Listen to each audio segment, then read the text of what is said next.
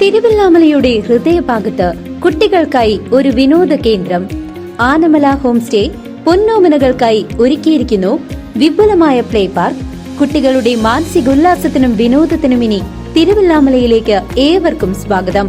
Anamala home stay, Kattukulam, Thiruvallamala.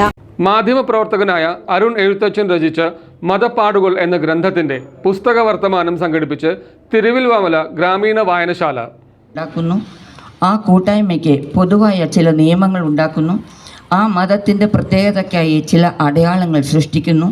അത് വസ്ത്രധാരണമോ പ്രാർത്ഥനാ രീതികളോ അനുഷ്ഠാനങ്ങളോ മതഗ്രന്ഥങ്ങളോ ആകാം. ഞാനിപ്പോൾ നമ്മൾ വൈകിട്ടാണ് തുടങ്ങിയത്, അതുകൊണ്ട് ചെറിയ വല്ലാതെ ഇതിലേക്ക് എലോബറേറ്റ് ചെയ്യുന്നില്ല.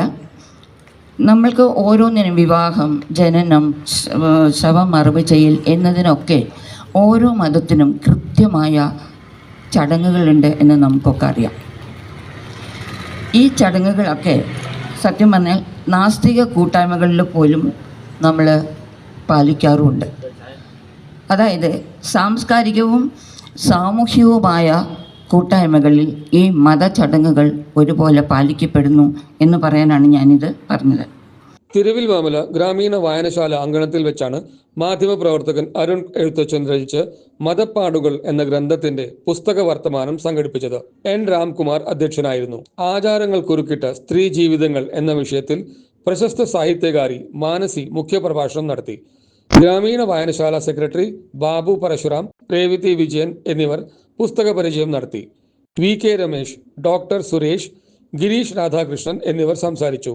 മതപ്പാടുകൾ എന്ന പുസ്തകത്തിന്റെ രചയിതാവ് അരുൺ എഴുത്തച്ഛൻ മറുപടി പ്രസംഗം നടത്തി. എനിക്ക് വ്യക്തിപരമായിട്ട് ഒരുപാട് അടുപ്പമുള്ള വ്യക്തിയാണ് നമ്മുടെ അരുൺ എഴുത്തച്ഛൻ. അദ്ദേഹത്തിൻ്റെ പുസ്തകമാണ് മതപ്പാടുകൾ. ഇതിന് അവതാരിക എഴുതിയിട്ടുള്ളത് MN കാരശ്ശേരി സാറാണ്. അദ്ദേഹം എഴുതിയിട്ടുള്ളൊരു വരിയുണ്ട് ഇതിൽ: വായനക്കാർക്ക് നല്ലൊരു വായനാ വിഭവമാണ്, അതോടൊപ്പം പത്രപ്രവർത്തകർക്ക് ഒരു പാഠപുസ്തകമാണ്. എനിക്ക് തോന്നുന്നു പത്രപ്രവർത്തകർക്ക് മാത്രമല്ല, ഇന്ത്യയെക്കുറിച്ച് അറിയണം, അതല്ലെങ്കിൽ നമ്മൾ ഇന്ന് അനുഭവിച്ചു കൊണ്ടിരിക്കുന്ന അല്ലെങ്കിൽ സമൂഹത്തിൽ മതം എന്ന് പറയുന്ന ജീർണിച്ച ഒരു ഭാഗത്തെക്കുറിച്ച് അറിയണമെന്നുണ്ടെങ്കിൽ, അതിനെക്കുറിച്ച് പഠിക്കണമെന്നുണ്ടെങ്കിൽ വലിയൊരു സഹായം